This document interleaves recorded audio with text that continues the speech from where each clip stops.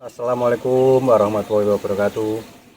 Jumpa ketemu lagi sobat YouTuber ataupun sobat TikTok, sobat Instagram, Facebook dan lain-lain sebagainya. Jumpa lagi bersama saya Unang, meskipun nama samaran. Dan kali ini kami menghadirkan salah satu narasumber di tempat terbuka seperti ini ataupun di petilasan di Candi Sokowolu. Di sebelah saya bisa memperkenalkan. Nama saya Komarul Aziz. Saya sebagai perangkat desa di Desa Tajuk, sebagai kasih kesrah. Ya, di sebelah saya Bapak atau Mas Hayes, perangkat desa. Ya, kita akan bertanya-tanya tentang kegiatan tadi. Ini seperti tadi itu acara. Oh, seperti tadi itu namanya Merti Bumi Serasi. Jadi Merti Bumi Serasi itu berkaitan dengan ulang tahun Kabupaten Semarang yang ke-504. Kemudian Bapak Bupati, Bapak Ngesti Nugraha selaku Bupati Kabupaten Semarang menghimbau seluruh jajaran perangkat di tingkat RT sampai ke tingkat kecamatan bahwa diwajibkan, diharuskan melakukan kegiatan Merti Bumi Serasi. Dikatakan susuk wangan. Pada umumnya kalau tahun-tahun yang lalu itu kegiatan Merti Bumi Serasi itu dilaksanakan di tingkatan kecamatan sampai ke kabupaten. Nah, pada tahun 2025 ini itu sampai ke tingkat yang paling dasar, tingkat paling bawah. Itu di satu kecamatan, di Kecamatan Getasan, itu setiap desa diwajibkan sebagai pelestarian alam, sebagai rasa bersyukur kita terhadap Tuhan Yang Maha Esa, bahwa alam kemudian makhluk hidup di sekitarnya biar saling bersinergi. Jadi diwajibkan bahwa warga masyarakat itu bergotong royong pada hari Minggu kemarin, pada hari Minggu tanggal 9 Februari 2025 diwajibkan warga masyarakat bersih-bersih desa dusun, kemudian bersih-bersih petilasan atau sumber air, dan juga di Desa Tajuk itu mengadakan penanaman pohon sebanyak 3.500 pohon, yang mana sumber dari pembelian bibit pohon itu berasal dari warga masyarakat yang sudah menggunakan Pamsimas atau program Pamsimas. Jadi iuran warga di situ kita ambil untuk pembelian bibit pohon, kemudian kita tanam pada hari Minggu tanggal 9 Februari 2025 kemarin. Itu ditanam di sekitaran sumber air, mata air, kemudian juga ditanam di Taman Nasional area Merbabu di wilayah Tajuk. Jadi seperti itu himbauan dari Bapak Bupati kita laksanakan. Intinya bahwa kita menanam, kemudian kita menjaga sumber mata air agar nanti anak cucu kita juga ikut merasakan jernihnya sumber mata air di pegunungan dan bisa menjaga kelestarian hutan. Seperti itu, Mas. Terus ini saya melihat ada situs-situs candi. Ini untuk masalah menyangkut pendanaan ya Pak ya. Ini kira-kira ini kalau situs kayak gini bisa dibangun atau dibiarkan alami seperti ini?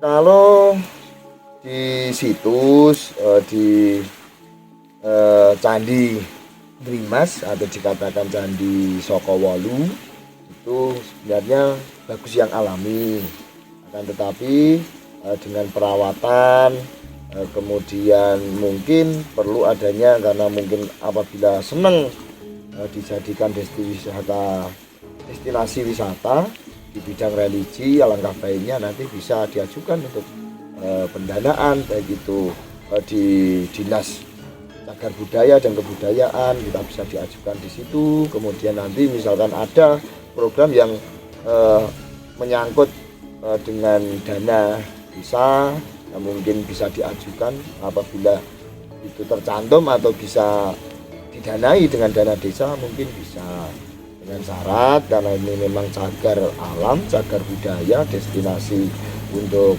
kebudayaan, tidak menghilangkan nilai-nilai budaya yang sudah ada. Terus ini kemarin ada salah satu warga yang belum tahu, ini untuk tanah ini ada pajaknya atau tidak?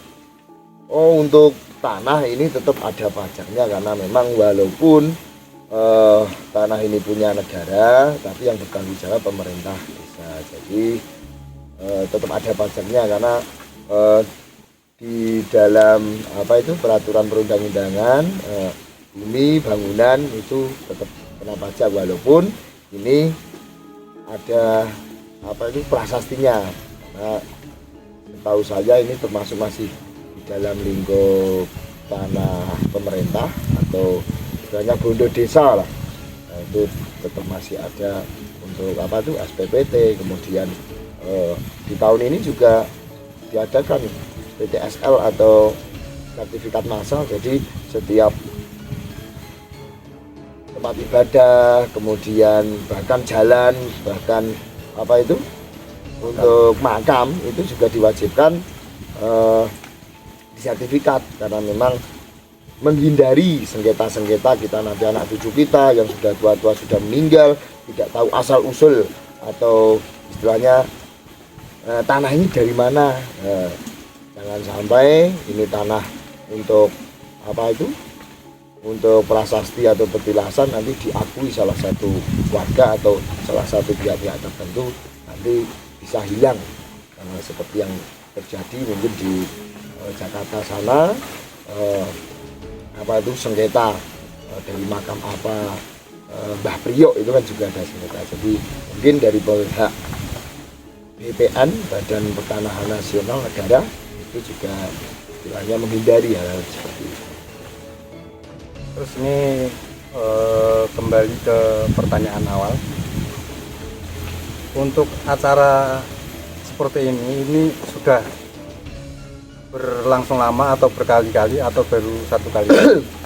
Kalau sebenarnya itu acaranya itu setiap tahun, setiap ulang tahun Kabupaten Semarang itu diadakan, cuma hanya sampai ke kecamatan dan kabupaten, belum pernah sampai ke pemerintah desa atau kelurahan. Nah, baru di tahun 2025 ini sampai ke tingkat kelurahan, dan di dusun masing-masing mengambil air di sumber-sumber yang digunakan warga masyarakat. Jadi baru kali pertama ini untuk kegiatan seperti tadi.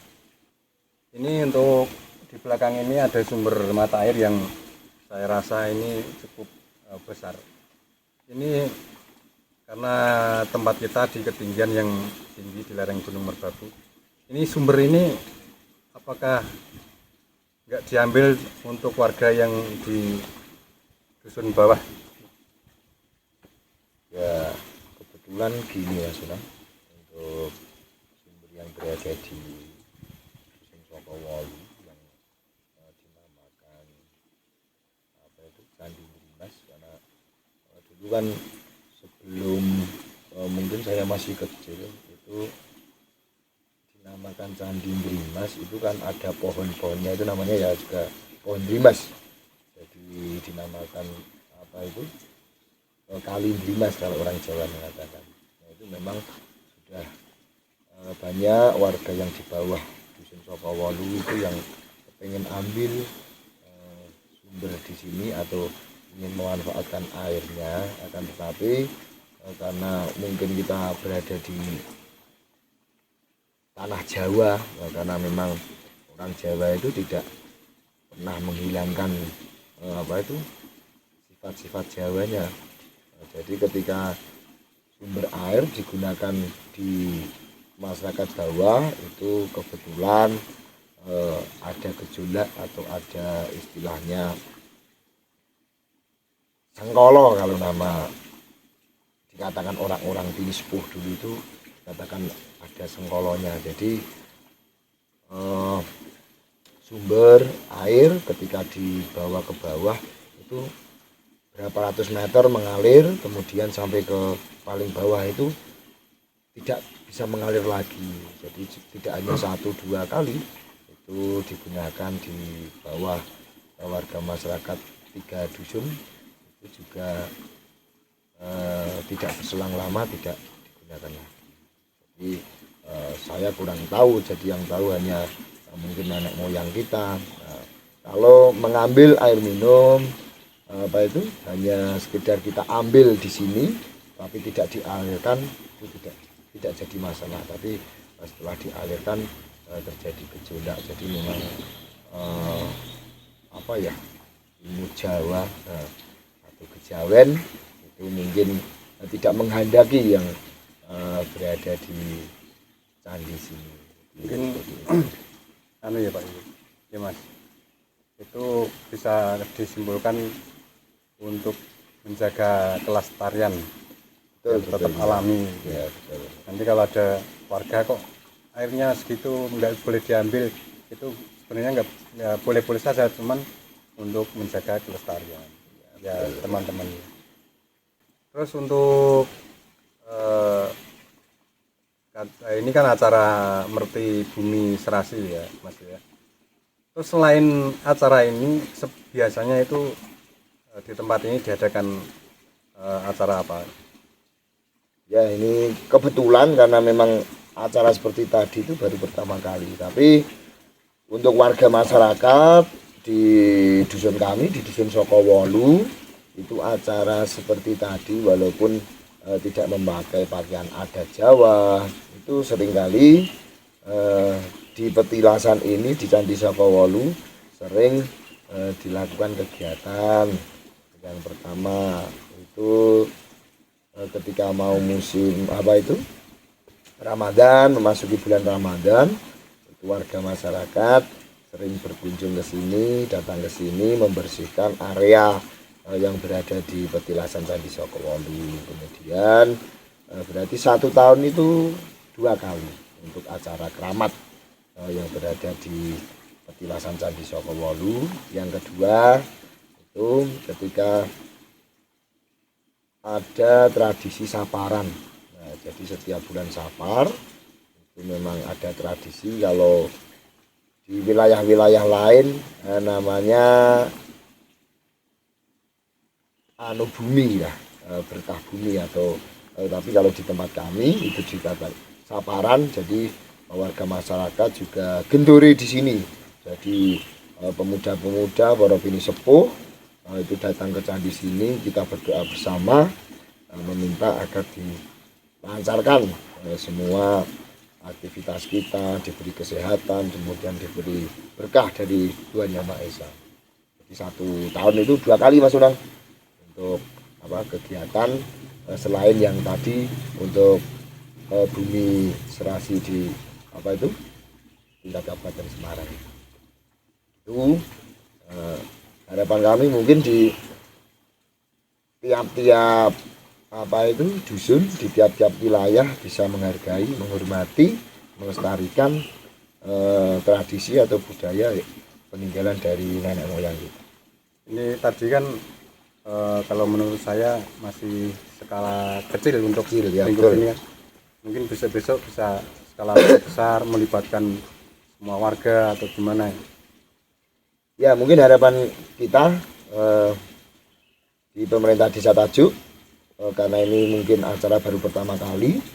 Harapan kami mungkin di tahun-tahun yang akan datang bisa melibatkan semua warga masyarakat, khususnya di dusun Sokowolu.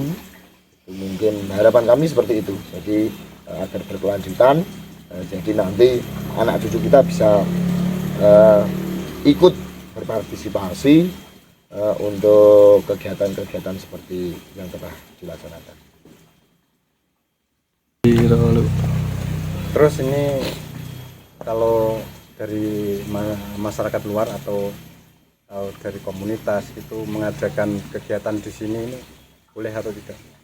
Boleh saja. Jadi yang terpenting nanti permisi dulu, atau orang Jawa namanya kulon nuwun lah, permisi kepada tokoh-tokoh agama, kemudian pada tokoh masyarakat ingin berkunjung ke petilasan di dusun Sokowolu. Yang terpenting jaga, karena kita di dunia ini kan memang kalau di ajaran kami itu diajarkan bahwa ada 3 alam, yaitu alam manusia, alam gaib, dan alam kubur.